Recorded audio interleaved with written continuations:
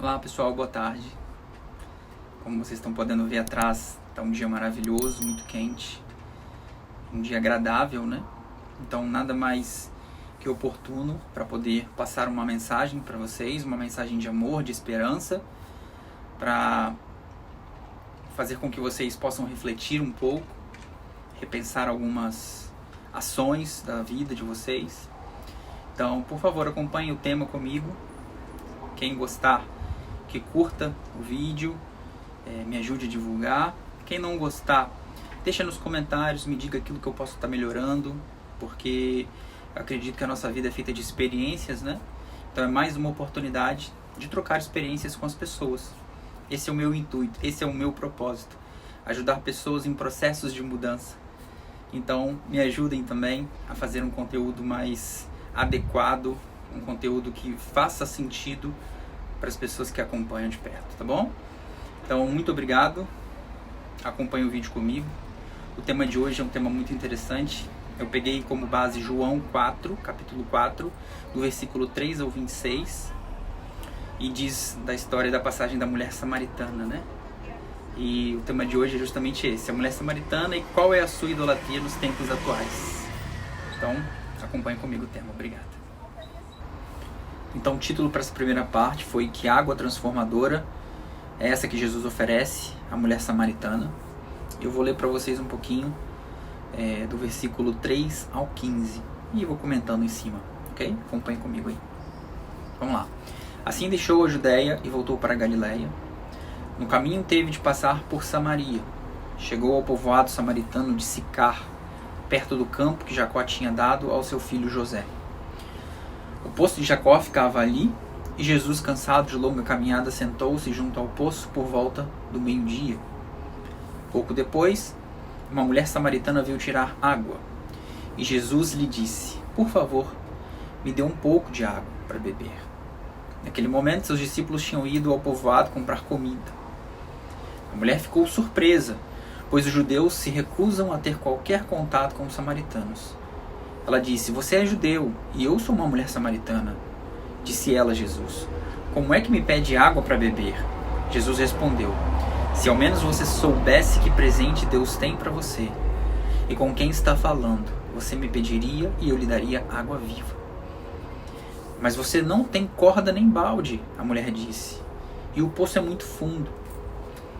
De onde você tiraria essa água viva? Além do mais, você se considera mais importante que o nosso antepassado Jacó, que nos deu este poço? Como posso oferecer água melhor do que esta que Jacó, seus filhos e seus animais bebiam? Jesus respondeu: Quem bebe desta água logo terá sede outra vez, mas quem bebe de água que eu dou nunca mais terá sede. Ela se torna uma fonte que brota dentro dele e lhe dá vida eterna. Por favor, Senhor, dê-me dessa água, disse a mulher. Assim eu nunca mais terei sede, nem precisarei vir aqui para tirar água. Então, claramente, Jesus chega nesse poço e percebe uma mulher se aproximando. E ele já conhecia, já tinha, acredito eu, a presciência do que se passava na vida dela. E ele começa a fazer uma analogia para ela. Uma analogia da água que tem no poço e da água que ele tem a oferecer para ela. Num primeiro momento ela se assusta porque ele é judeu, ela percebe que ele é judeu, provavelmente tinha vestes e tinha uma forma, talvez uma barba grande de judeu, algo do tipo, usava um kippá em sua cabeça, né? Então, ao perceber que ele é um judeu, ela se assusta e fala: mas como? Um judeu falando com um samaritano? Na época eles tinham divergências de crenças, de forma de pensar, né? Que fazia com que eles não se falassem. Então, Jesus, observando aquela mulher, ele começou a fazer analogia: me dê água para beber. E ela, de fato, viu que ele não tinha material para retirar aquela água, né? E pelo fato de ser judeu, ela disse que seria muito difícil para ele tirar aquela água do poço. Então, naquele momento, Jesus fala de uma água que brota de dentro da pessoa. Ele fala de uma água que sai de dentro do seu coração e nunca mais você vai ter sede se você beber dessa água. E a mulher esperançosa, né, por essa palavra que foi dada por Jesus, pergunta, mas que água é essa? Ela se interessa pelo tema.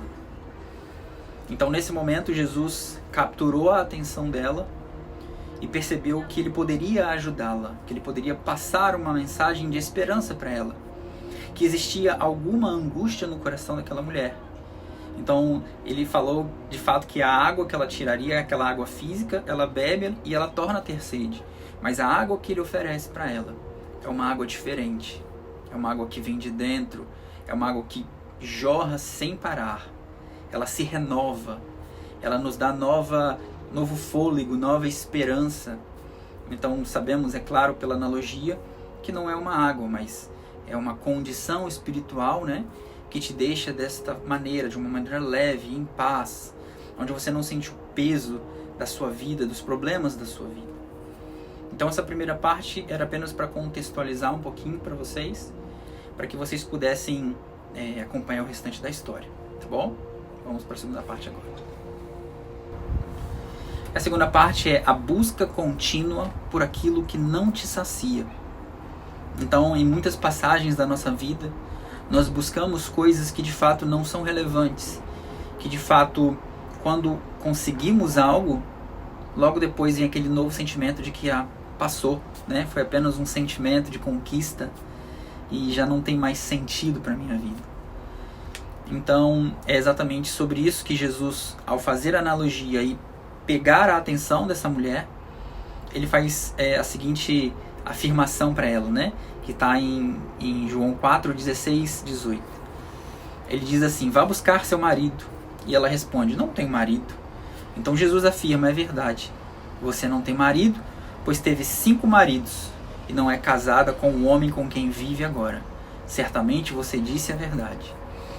Então repara que Jesus, ele percebeu que essa mulher tinha algum sofrimento, talvez pelo comportamento dela naquele momento, estava angustiada. Quando a pessoa fica angustiada, a gente percebe no rosto dessa pessoa, nos comportamentos dela. Às vezes ela age de maneira a não tratar outras pessoas bem, a falar de uma forma áspera, né? Quando as pessoas têm problema, o corpo avisa que de fato essa pessoa tem problema. E acredito que Jesus era um especialista nisso, né? Então, quando ele disse para ela, vá buscar o seu marido, chamou a atenção dela e ele percebeu que ela já passou por 5 maridos, estava no 6º. Então, se vocês forem perceber, essa mulher vive um ciclo, uma repetição na vida dela em relação ao relacionamento.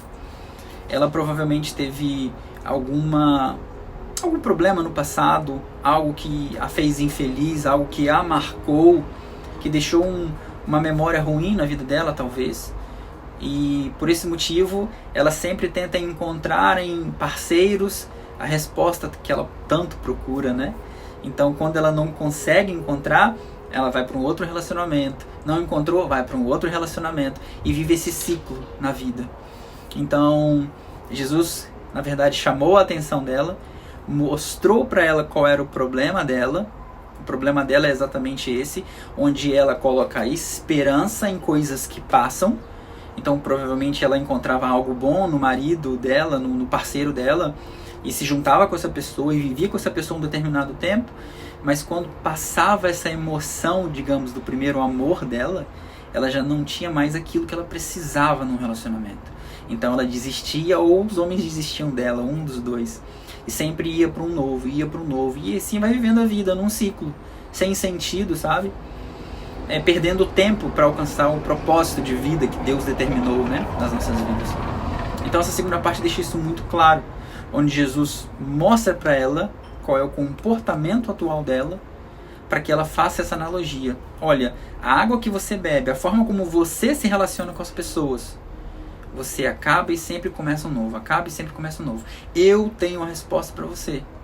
Eu tenho algo que você, quando nasce, quando brota de dentro de você, vai fazer com que você persista, viva, busque, é claro, sentimentos que vão te dar, que não estão nessa pessoa, mas que está dentro do seu coração. É você quem faz as coisas dar certo. Você não precisa colocar esperança, felicidade em outras pessoas, porque quando essas pessoas vão te magoar, se quebra, se perde. Então o amor vai embora, o respeito vai embora, e você vive um momento de solidão, onde você só vê que você pode responder as dúvidas que passam na sua vida, só que você não sabe como, né? Você não sabe. E o que você faz? Então eu vou procurar uma outra pessoa que eu sinto alguma coisa por ela. Mas a gente sabe que com o passar do tempo isso vai se perdendo, vai se quebrando. Então essa segunda parte fala exatamente disso, onde Jesus associa o problema dela, mostra para ela qual é o problema dela, e mais à frente ele oferece qual é a solução, tá bom? Vamos à terceira parte. Bom, a terceira parte agora é a água do Espírito Santo. Os verdadeiros adoradores buscam a Deus em espírito e em verdade. Então, nessa passagem, Jesus deixa claro que os verdadeiros adoradores devem buscar em espírito. Eu vou passar para vocês um pouquinho do que é quando Jesus diz em espírito e em verdade. O que de fato ele quis passar com essa mensagem. Então, eu vou ler um trechinho para vocês de João, capítulo 4, novamente, agora a parte 23 e 24. Jesus fala assim: mas está chegando a hora, e de fato já chegou, em que os verdadeiros adoradores adorarão ao Pai em espírito e em verdade. E o Pai procura pessoas que o adorem desse modo, pois Deus é espírito, e é necessário que seus adoradores o adorem em espírito e em verdade. Então o que é adorar a Deus em espírito e em verdade? Tá claro ali a passagem que Jesus disse, mas às vezes as pessoas não conseguem entender o que é isso. E lá em Gálatas 5, 22 a 25, diz o que é adoração em espírito. E diz assim, ó: mas o Espírito produz este fruto: amor, alegria, paz, paciência, amabilidade, bondade, fidelidade, mansidão e domínio próprio. Não há lei contra essas coisas. Aqueles que pertencem a Cristo Jesus crucificaram as paixões e os desejos da natureza humana, que eu vou falar para vocês onde encontrar também. Uma vez que vivemos pelo Espírito, sigamos a direção do Espírito em todas as áreas da nossa vida. Então, em Gálatas está claro o que é, na verdade, viver pelo Espírito. É a condição onde você não vive refém de sentimentos, é a condição onde você vive em liberdade. Você vive numa condição onde você transmite paz, transmite alegria para as pessoas que estão ao seu redor. Entende? Então você não fica refém desses sentimentos que às vezes outras pessoas produzem. Porque quando você era criança, seus pais te criaram de alguma maneira e você se desenvolveu, conheceu pessoas que te magoaram, você se desenvolveu, você cresceu, se relacionou e teve parceiros que de fato não te deram a atenção devida que você buscava num relacionamento e você se frustrou em um determinado período. Então você começou a transmitir ódio, amargura, raiva, e isso é ruim, isso vai fazendo você trocar, vivendo em ciclos, porque quando não tá bom, você desiste e vai para um outro. Desiste e vai para um outro. Isso funciona em relacionamento, isso funciona em emprego, isso funciona em qualquer área da vida do ser humano. Quando ele não está satisfeito, ele para, desiste e vai para o outro. E se ele não tratar esses sentimentos, o que acontece? Se repetem e vivem novos ciclos. E você às vezes se cansa desses ciclos, você se sente cansado, você tenta buscar a felicidade, mas não encontra. Por quê? Porque você não está vivendo coisas que te fazem feliz de fato. Então, quando esse versículo de Gálatas diz amor, é de fato você viver em amor. É você viver com pessoas que transmitem isso para você. Porque se você dá amor para uma pessoa, a única coisa que ela pode te dar de volta é o amor. Então, se ela te dá um outro sentimento de ódio e raiva, por que você vai receber esse sentimento de ódio e raiva? Entende? Então, é este sentimento. Por que você vai viver situações que não condizem com aquilo que você é? Com aquilo que te faz bem? Então, muitas pessoas se perdem nesses sentimentos, não conseguem entender o porquê que os problemas ocorrem na sua vida. Então, se você partir do princípio que se eu sou uma pessoa boa e feliz e vivo dessa forma, demonstrando essa felicidade para outros, eu só posso esperar isso dessas pessoas. Não posso esperar nada além disso. Então, esse é o ensinamento. E agora falando um pouquinho da parte que fala assim, ó, crucificaram as paixões e os desejos da sua natureza humana. Em Gálatas 5, 19 e 21 diz assim, ó: quando seguem os desejos da natureza humana, os resultados são extremamente claros. Então tudo isso que eu vou te falar agora são formas como essas pessoas vivem, são formas como essas pessoas liberam esses sentimentos para outros que estão ao seu redor. Então, se você ver pessoas que vivem dessa forma, fuja dessas pessoas, porque é conflito, é confusão, vai te trazer problemas, tá? E fala assim, ó, pessoas que vivem da seguinte forma: imoralidade sexual, impureza, sensualidade, idolatria, feitiçaria, hostilidade, discórdias, ciúmes, acessos de raiva, ambições egoístas, dissensões, divisões, inveja, bebedeiras, festanças desregradas e outros pecados semelhantes.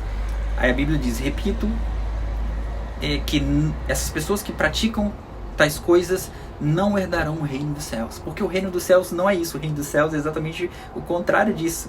São as características do Espírito que eu li para vocês. Em Gálatas 5, 22 e 25. Leiam novamente. Então todas as pessoas que vivem dessa forma, elas fazem mal para elas mesmas e fazem mal para as pessoas que elas transmitem esses sentimentos.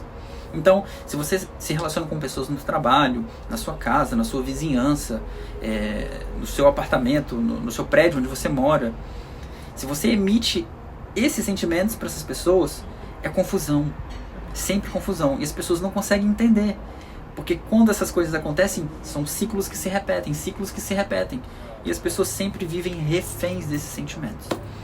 Então, essa é a minha mensagem para você, baseada na passagem de João 4, 3, 26, onde Jesus tem um encontro com aquela mulher samaritana, e Jesus ensina essa mulher samaritana a entender o porquê que ela está tendo tantos maridos. Então ele passa uma mensagem clara e direta para ela, que se ela entender as características de Jesus, que vive pelo Espírito, ela também vai fluir no Espírito e ela também nunca mais terá problemas nessa área específica dela, tá bom? Desculpa pelo barulho atrás, é que a varanda é aberta, então vocês vão ouvir pessoas falando. Então, essa é a minha mensagem de esperança para você. Se você tem um problema e vive refém de sentimentos como esses que eu citei, fuja desses sentimentos. Fuja de pessoas que só te trazem esses sentimentos, até que você se sinta melhor e saiba lidar com eles, para que você se aproxime de novo dessas pessoas. Porque se você não fugir, são ciclos. Você vai parar um ciclo, vai começar outro ciclo, vai ter os mesmos problemas e assim repetidamente vai vivendo a sua vida. E você vai perder muitos anos da sua vida vivendo dessa forma. E vai perder muitas oportunidades boas na sua vida, tá bom? Então, obrigado pelo seu tempo, espero que essa mensagem tenha alcançado o seu coração. Eu não convenço ninguém de nada, eu apenas passo e transmito a mensagem para as pessoas. E é uma mensagem que Deus colocou no meu coração hoje, para que eu pudesse colocar no meu canal e pudesse transmitir para todos vocês que estão a assistir neste momento. Espero que vocês tenham gostado, muito obrigado pela paciência.